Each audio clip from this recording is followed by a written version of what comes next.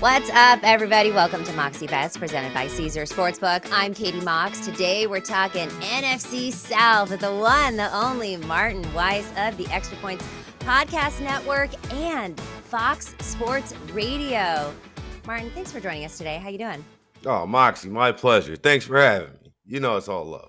Can't wait to get into this. NFC South. What a great division. Can't wait. I can't wait. Yeah, I mean, look, there's been a lot of changes. So before we get into this, you're a Saints fan. I am. How do we feel about Derek Carr? I think a lot of people have been talking about Aaron Rodgers being petty and, now that he's pissed off. I think people underestimate Derek Carr after being sidelined by the Raiders and the fire that he's come out with. Well, I might be one of them people then. I might be right there with them, underestimating Derek Carr. I am probably the least excited I have been going into a Saints season since Drew Brees retired here. Because you know what the problem is? They think they may have the answers. And I don't want to step on what we're going to do with the over-unders, but I'm not a big fan of what's going on in New Orleans right now. We'll see how it plays out, but I think past performance suggests that it won't be great. All right. Well, with that level of optimism, let's get into who's going to win the division, the NFC South. Look, every team in the NFC South will face every team in the AFC South, which is kind of a gift, and also the NFC North, which is going to be a little bit tougher. No team in the AFC South won 10-plus games. NFC North only had one playoff team last year, but I think that changes this year. That looks like a pretty tough division. Your Saints are the favorites, sinking their first division title since winning 4 straight in 2017 to 2020. Of course, that was the last season with Drew Brees. The last season, you apparently had some optimism. So they're plus 105, the Falcons plus 230, and then you got the Carolina Panthers at plus 400, and all the way at the bottom, the reigning division leaders, the Tampa Bay Buccaneers, at plus 800. Something tells me you're not taking the Saints to win the division, but let me know. Yeah, no, I'm absolutely not. I think the Falcons win it. And I think, honestly, if they had competent quarterback play last year, they would have won it. And now you add Bijan Robinson to this mix.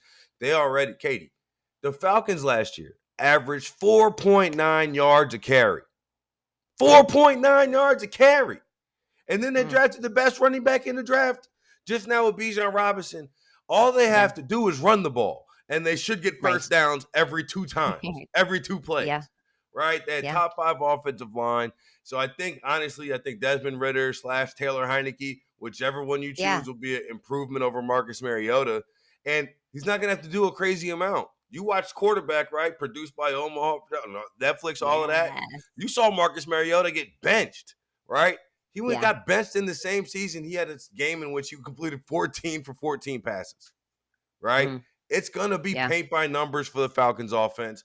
All you're going to have to do, a la your favorite team, the 49ers, is get the ball to the right guy at the right time and just get the hell out of the way, quarterback. So I like the Falcons here. It's hard to. I don't know. I feel more optimistic about the Saints than you do. I feel like Chris Olave is that guy, and in the quarterback carousel that y'all had last year, I do think that Derek Carr. There is reason to be optimistic here, and I think people are maybe underestimating the chip that he has on his shoulder and what he wants to prove. And again, we're going to get into the Saints win total, but I'm not mad at the Falcons bet. I'm actually pretty high on the Falcons, but I actually like the Saints. So who dat from me, and apparently not from you. So let's get into these team totals here, and we'll start at the very bottom with the team least likely to win their division, even though they are seeking their 3rd straight division title for the first time in franchise history. Those Tampa Bay Buccaneers, their win total is set to 6.5, minus 130 to the under. Now, Martin, they have gone over this win total in 3 of their last 4 seasons and have also won 7+ games in each of their last 4 seasons. Of course, that was with Tom Brady, at least for 3 of those. He has retired, leaving the Buccaneers with Baker Mayfield. Yikes to that. Buccaneers plus 400 to make the playoffs, minus 500 to miss. Now, of course, they have made the playoffs in 3 straight seasons. But again, without Tom Brady, they missed the playoffs in 12 straight. What do you think? So that's part of the problem, right? When Tom Brady retired, I'm not now sure if Tampa has an NFL starting quarterback on the roster. Yeah. I know that Baker Yeah. Mayfield has started a bunch of games, but part of the reason why he's the number one overall pick and now on his third team is because he's not very good. And he's in a battle right now with Kyle Trask. So I really don't know what Tampa's got going on. It's all recovery from the Super Bowl era with Tom Brady. I think Yeah. all of those stats, they're all great. The third straight division, yeah. Cool. They're going to lose more. They're going under this. I think they win 5 games Yeah. this year. But I think they get Yeah, I lucky mean, maybe and win a few. But this might be everybody's looking at the Cardinals as the worst team in the NFC. I think the Tampa Bay may be giving them a run for their money. well, here's the thing. If you like that, Bucks are plus 750 to have the worst regular season record, the third best odds. So maybe that's something you want to play for this team. I'm kind of split on this one. I lean under with their full game total at 6.5. But looking at this division, their division in division win total, I believe is at 2.5, which I kind of think if they're going to get any wins, it might come in their own division. So they lost the 5th most games due to injury last season. So they were really unlucky on both sides of the ball. They really had a hard time staying healthy. You got to think that that's going to improve this year, hopefully for them. They had absolutely no run game last year. So I do think that the return of Ryan Jensen should kind of help improve their ground game a little bit. And they do Oh face yeah. an easier schedule of opposing rush defenses this season. So that should help.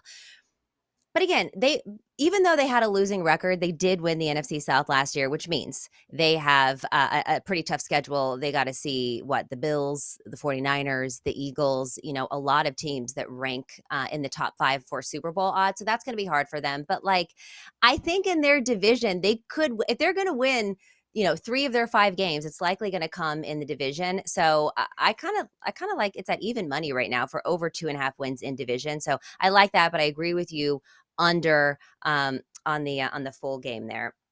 Next up, looking at the Panthers here, their win total 7.5 minus 120 to the over, even money on the under. They have stayed under their win total in 4 of the last 5 seasons.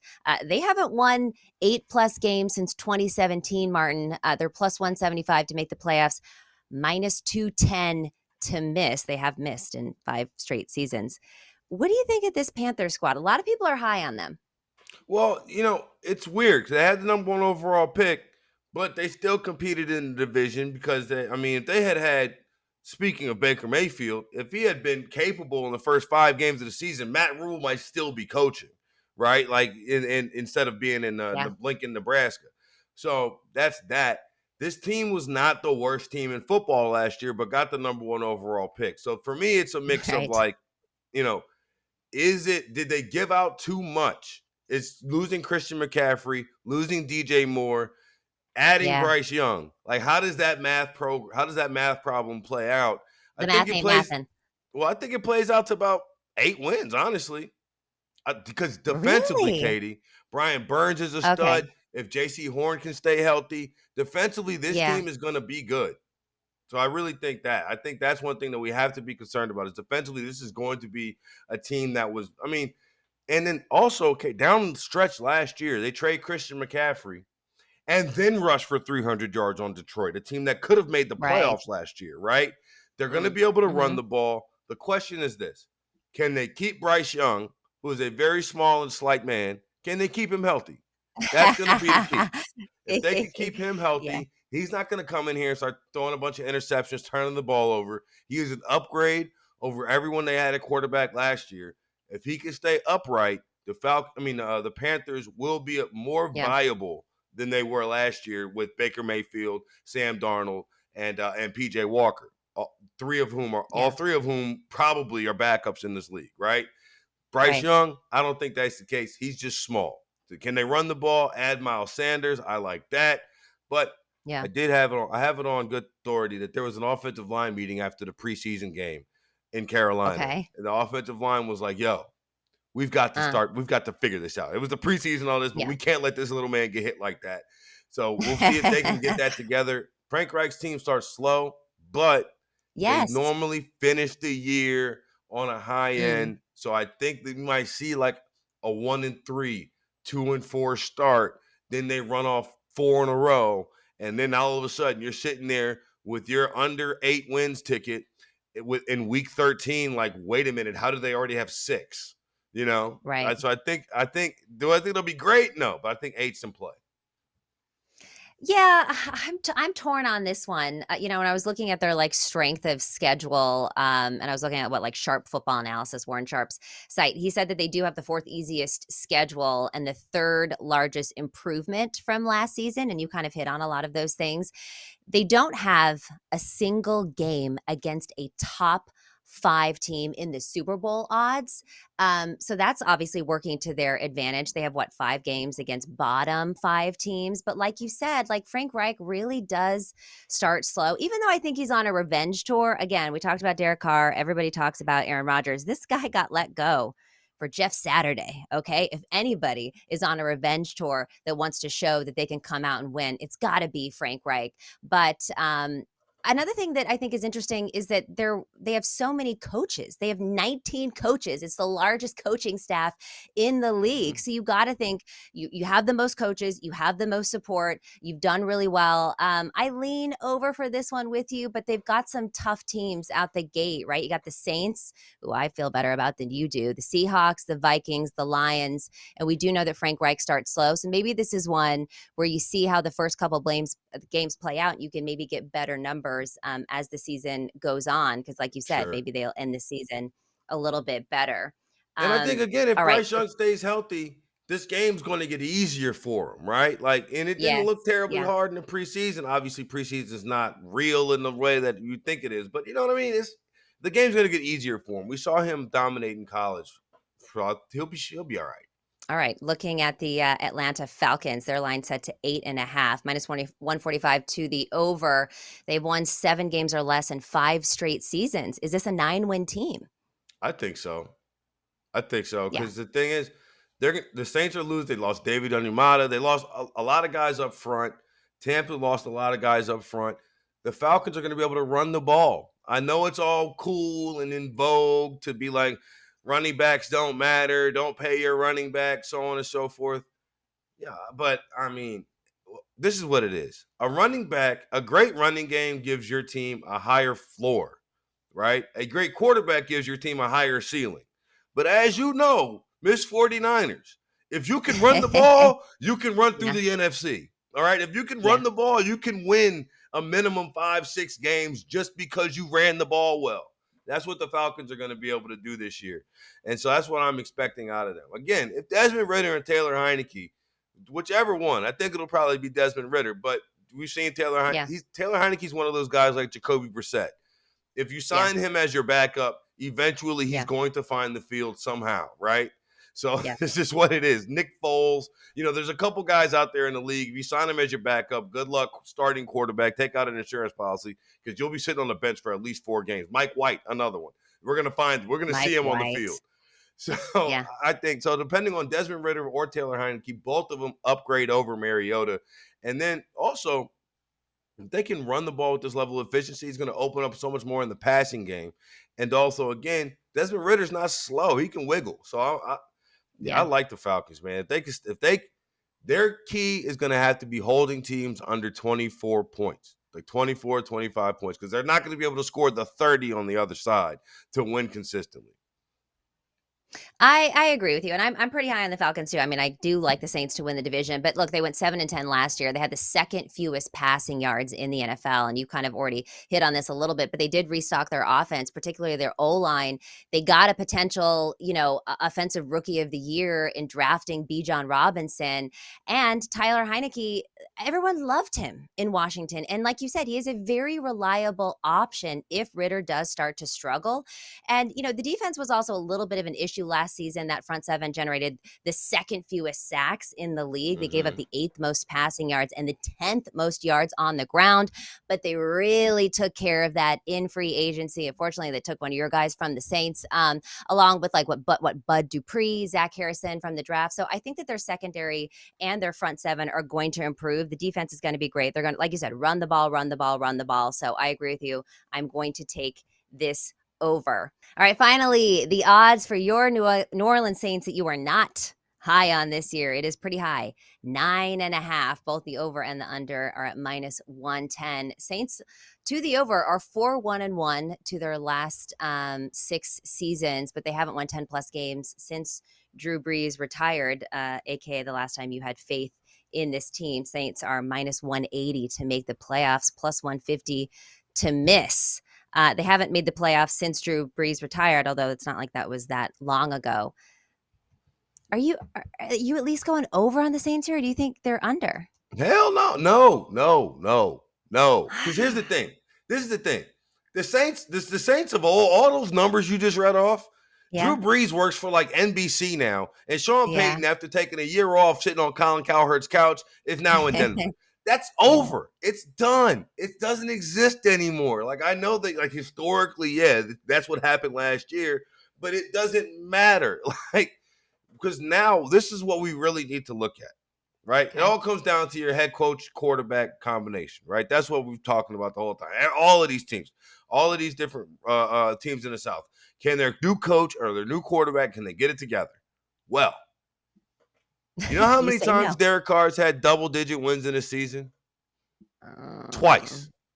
That's it. So you're saying that now this 12-year vet is going to go over double-digit wins the third time. Okay, all right, cool. Even if that wasn't enough, it wasn't like there were the last 2 seasons. It was 2022, so I'll give you that. But then 2016. I wasn't even in this business in 2016. You know what I'm saying? Like, I'm just saying so many things. Think about what has happened since 2016. All of those things occur. We've had 3 different presidents since Derek Carr has thrown over 30 touchdowns. Wow. Like, it's just, we got to, pump the brakes. Saints went 7-10 last year, right? Those 7 wins almost doubled Dennis Allen's career win total of a paltry 8. In 4 seasons, he has won 15 games. And I'm expected to believe that this combination is supposed to come back and win double-digit games this year. In what league? In this NFL? Because the same league that they've been in this whole time, Dennis Allen and Derek Carr have the lowest winning percentage of any quarterback and coach combination that has played over 30 games. But, Martin, they have the second easiest schedule in the league, and you have a really good defense. Like, you don't have to go up against Patrick Mahomes or Joe Burrow or Justin Herbert or even Aaron Rodgers, Dak Prescott. Like, there's no top quarterbacks that y'all are going against this year. And Derek Carr has weapons, and that's not to say that he didn't have weapons in Vegas, but you got to at least believe in Chris Olave, right? I mean, he had over 1,000 yards receiving in his rookie season. And there's this suspension to Kamara, but you got Jamal Williams. That's a nice addition to the run game. Your O-line is pretty solid, and this defense has always been good. You don't think that this defense plus an easy schedule can help Carr get his 3rd double-digit win season? So let me ask you this. Who would you rather have? Alvin Kamara for 15 of potential 17 games, or Josh Jacobs last year, who was the best running back in football? Conversely, Chris Olave, who had 1,000 yards last year, right? Well, Devontae Adams had like 17. 17,000. But don't you think Olave really didn't have a quarterback? I mean, what was he working with last year? But that's what I'm saying. Oh, yeah, you don't think that Carr is a quarterback. The Raiders had the leading rusher in the league, and Devontae Adams had 14 touchdowns. And you want to talk about a chip on his shoulder. All right. They went to go get a quarterback that had a chip in his foot and may not have at the time passed his physical to move on from Derek Carr. Hey, you're talking about my guy over here. but you see what I'm saying? It's like they were done with Derek Carr. And this is something that happens in the NFL. Frank Reich, probably the modern day architect of this. But just because the Raiders and Derek Carr broke up doesn't mean you got to start dating her, okay? Just because she's now available, maybe there's a reason, okay? Maybe there's a reason. And maybe the reason is that, I'm sorry, I'm done. I don't, we're done. I really have, I mean, on paper, you're absolutely right. So I don't want to make it seem like you're painting a crazy picture right here. I don't think you're off base. But then when you just look at the history of it, When you take that piece of paper from this offseason away and look at the rest of the resume, it's like, why on earth would I be buying into this team? Right. I hope they surprise you. I hope they surprise you, but we are going to take a quick break before we get into some prop bets for the NFC West. You're watching Moxie Bets. We'll be right back. Why should you bet with Caesars Sportsbook? 2 words, Caesars Rewards. Every bet brings you closer to the type of benefits only Caesars can offer. Hotel stays, VIP experiences, sports and concert tickets, and more. It's not just an app, it's an empire.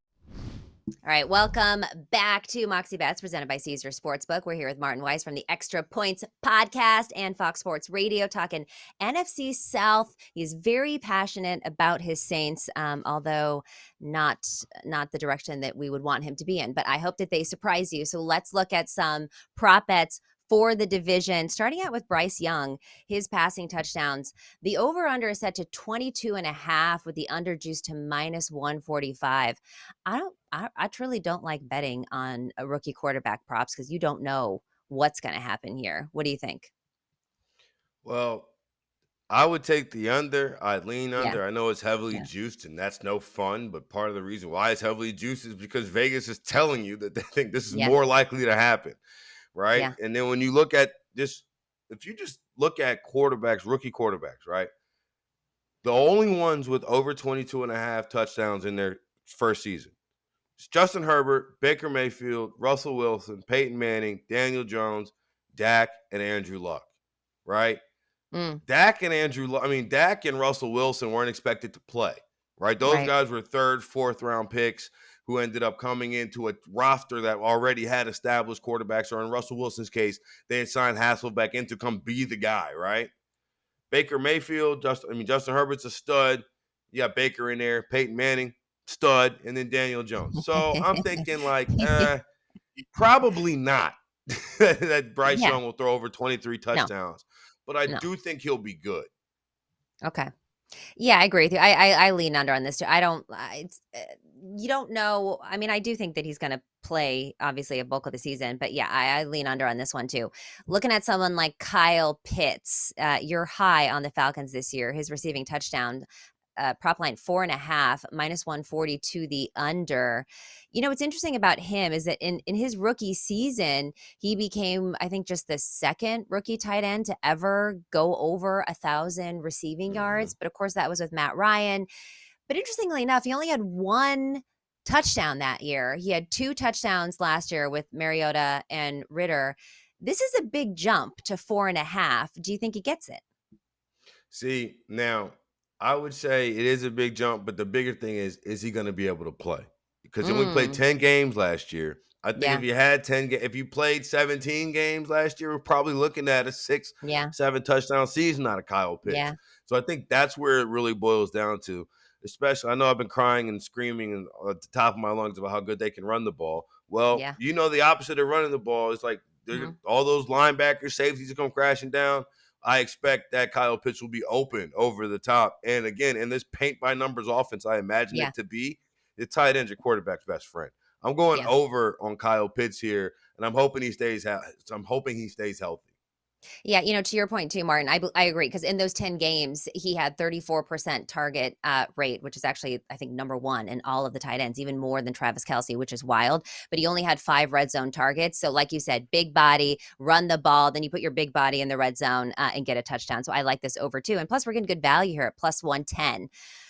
All right, Michael Thomas, receiving touchdowns, 4.5. Look, you tell me how you feel about Michael Thomas. I think Saints fans have a little bit of a touch and go feeling with him, but this line does feel slightly disrespectful because he did have 9 in back-to-back seasons prior to the injury and the missing the season and all of that. He still managed 3 last year. I think he gets to 5, but how are we feeling about Michael Thomas? I'm going over here too. I think he gets over 5. I think he's the key with him, with all these over and unders just across the board. So I don't have to keep repeating. It's health, right? Yeah. If Michael Thomas, remember when COVID started? Michael Thomas has played 10 football games since then, right? So it's been quite some time. We got vaccines, all of that. It's been a whole cycle. You know what I'm saying? Since that time, he's only played 10 football games. However, if he can stay healthy, Derek Carr has shown in his career he is going to lock into a guy. That guy is going to eat, and everybody else is going to be sitting there like, what is happening, right? So I expect either one of the two, and it's kind of a cop-out. I'm taking the over on Michael Thomas, but I expect either Michael Thomas or Chris Olave to have like double-digit touchdowns, and then there to be a stark drop-off. Last year, Devontae had 14 touchdowns. The next closest was Mac Hollins with 4, then Darren Waller with 3. Wow. So that's like receiving touchdowns. So that's kind of what I'm expecting more of. Derek Carr will find a guy he likes, lock in. And as we saw with Michael Thomas and Drew Brees, Michael Thomas is really good at getting open, short, intermediate routes. Derek Carr doesn't like to throw the ball deep. I can see that being a fruitful combination. Yeah. No, totally agree with you there. Kind of a similar situation in terms of at least a veteran, Mike Evans receiving touchdowns for the Bucs, 5.5. Baker Mayfield, Trask. I mean, you got to think that Mike Evans is going to be the one that you're throwing the ball to. 5.5 seems kind of low to me. I would lean to this under, but over. What do you think? I got to take the over here. I have to take the over. Just after a certain point, like, we got to put some respect on people. Like, this is, I mean, look, I understand that Mike Evans is going to have Baker Mayfield or Kyle Trask throwing in the ball. But he had Jameis Winston throwing in the ball, all type of people in Tampa Bay. Yeah. All right. He's never had under 1,000 yards. Right. Like, he's just never done it. He plays, and when he plays, he's effective. He's averages like 14 yards a catch for his career. Big body guy, gets up there, huge catch radius. And that's going to help, especially when you're dealing with guys like Baker Mayfield and Kyle Trask, who are not necessarily putting the ball in between the 1 and the 2 on your jersey. Right? He's going to be able to go get it. So, yeah, He's only gone under this number twice in his career. Right. Yeah. Like, no, I'm taking the over, and if I lose this over, then you know what? Shout out to a Hall of Fame career, Mike Evans. Like, I don't know if you'll get in, but you got all the numbers for it, pal. Like, and if I lose money doing that, then hey, it's gambling. You'd rather be on that side of it than bet the under on basically like a living legend like Mike Evans and lose that bet that way. So I agree with you 100%. And it's not like Tom Brady was that great of a quarterback in his last year, and he still made things happen. So agree with you 100%. So how do you see the NFC South shaking out? You like the Falcons on top. Do you think that the Saints are next, or would you put Carolina over the Saints? I think it plays out in alphabetical order. Oh, you got Atlanta, Carolina, New Orleans, and Tampa. I think that's the way it plays out. I really do. All right. Alphabetical order. I like that. Makes it easier for everyone too. All right, Martin, thank you so much for joining the show today. You've got a lot going on. Let people know where to find your shows. So I'm on the Extra Points Podcast Network, Cousin Sal, Dave Damashek, and then also you can get that wherever your podcasts are sold. And then also I'm on Fox Sports Radio, Martin and BJ, Saturday, 7 to 10 Eastern, 4 to 7 Pacific. And that's where you can find me. I'm on Twitter at Martin Weiss and all that. I actually just got back on Twitter. I was locked out for a week, Katie. Why? What happened? It's called X now, by the way. I still call them the Anaheim Angels. I'm sorry. It's going to be Twitter for me. But no, I feel you. But no, two-factor authentication I hope it's really keeping everybody locked out of my accounts, because it's doing a great job of keeping me locked out as well. As soon as you get a new phone, that push notifications goes to that other iPhone 13. And I'm like, no, I don't have it. It's no longer there. So I had to go through the customer service, all of that, still locked out of Facebook or Meta or whatever they want to call that now. Maybe I'll just quit social media in general, since they don't want me back. Yeah, well, no, the world needs you back. And first of all, that is a literal nightmare, just getting a new phone, and now you're locked out of all of your social networks. That's the key. If you have two-factor authentication enabled, you got to remember to switch it over to your new phone before you give up your old phone.